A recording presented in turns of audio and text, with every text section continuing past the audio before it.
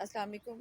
मैं शाज़िया नज़र हूँ और मैं बहरिया टाउन की रेजिडेंस हूँ। जैसा कि आप देख सकते हैं, मैं टावर 2 में रहती हूँ। ये इम्पोर्टेंट एक मैसेज है मेरा मलिक रियाज साहब के लिए और अली रियाज साहब के लिए।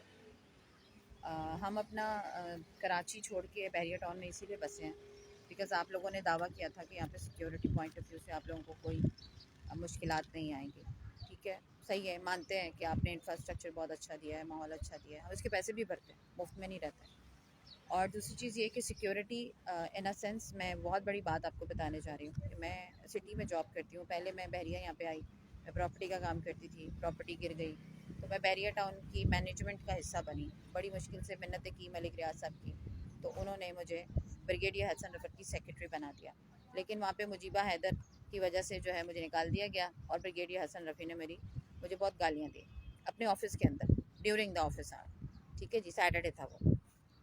तब भी मैं बहुत चीखी चिल्लाई, लेकिन मेरी किसी ने रवादार नहीं सुनी। तब मैंने ना कोई एफआईआर कटवाई और ना ही मैंने कोई वीडियो बनाई। लेकिन अब मैं मजबूर इसलिए हूँ कि मेरे बच्चों का मामला है। मेरे 2 अदद बच्चे हैं, मैं सिंगल पेरेंट हूँ। मैं यहाँ पे नौकरी करने के लिए डेली यहाँ से 2 घंटे की ट्रैवल करके क्लिफ्टन जाती हूँ और अपने बच्चों का पेट पालती हूँ और बहरिया मैनेजमेंट की जितनी भी अखराजात हैं वो उठाती हूँ। ठीक है, कभी कोई शिकायत नहीं हुई मेरी।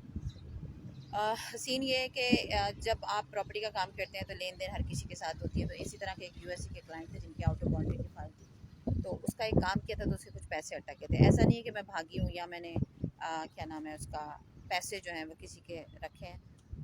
मसला ये है कि वो पैसे किसी और को उन्होंने दिए थे और बस मेरा हवाला कराया था, जिसकी वजह से मैं फंस गई। बहरहाल ये एक अलग सिनेरियो है, इस पर एफआईआर कटवाऊंगी अभी मैं जाके।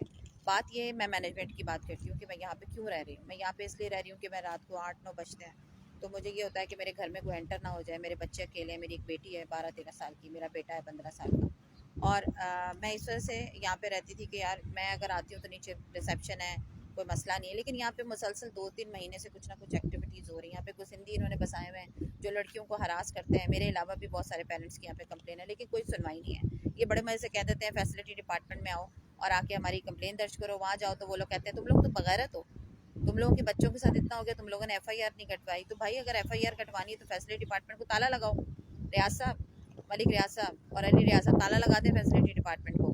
कोई नहीं सुनवाई आपकी। ठीक है, अब मैं आ जाती हूँ अपने मुद्दे की तरफ। मेरा मुद्दा ये है कि मेरे घर में 5 बदमाश घुसे। मेरी बेटी घर में अकेली थी और इनकी वीडियो भी इनके पास अवेलेबल है क्योंकि चूँकि यहाँ पे कैमरे अवेलेबल हैं। वो धक्का मार के मेरे घर के अंदर एंटर हुआ है। आप ये मुझे बताइए कि यहाँ पे तो परिंदा पर नहीं मार सकता। कमांडर मुर्तज़ा साहब की सरबराही में यहाँ पे परिंदा नहीं पर मार सकता था, लेकिन यहाँ पे 5 गुंडे जो हैं वो मेरे घर में घुसे और मेरी बेटी जो 13 साल की थी वो उसे हरास किया इन लोगों ने। और कोई सुनवाई नहीं, बस आते हैं, रवादार सुनते हैं और निकल जाते हैं। अभी मैं आज एफआईआर कटवाऊंगी इनके खिलाफ तो अलग। लेकिन बात यह है कि मुझे फैसिलिटी डिपार्टमेंट बुलाया जा रहा था तो मैंने कहा मेरी जाती है जूती, मैं नहीं जाती। मेरे घर में 5 गुंडे घुसे हैं। आप मुझे बताइए कि आपकी सिक्योरिटी क्या झक मरा रही है? आपकी सिक्योरिटी कुछ भी नहीं है, फेल हैं आप लोग। आप लोग, एक बच्ची जो घर में अकेली थी, मेरी बेटी, खुदा ना खास्ता कुछ हो जाता तो आप लोगों ने तो सिर्फ किस्से सुना देने थे। ज़िंदगी मेरी और मेरी बेटी की ख़राब होनी थी, सारी ज़िंदगी का रोग था। तो मलिक रियाज साहब ताला लगा दीजिए, आप फेल हो गए हैं, सिक्योरिटी नहीं दे सकते आप। ठीक है, फेल हो गए हैं आप, खुदारा इसको बंद कर दें। और प्लीज़ जो जो मेरी आवाज़ सुन रहा है मेरी आवाज़ बने और इनको हिला के रख दें, क्योंकि ये आपके भी बच्चों के साथ हो सकता है जिस तरह ये मेरी बेटी के साथ हुआ है। अल्लाह हाफ़िज़।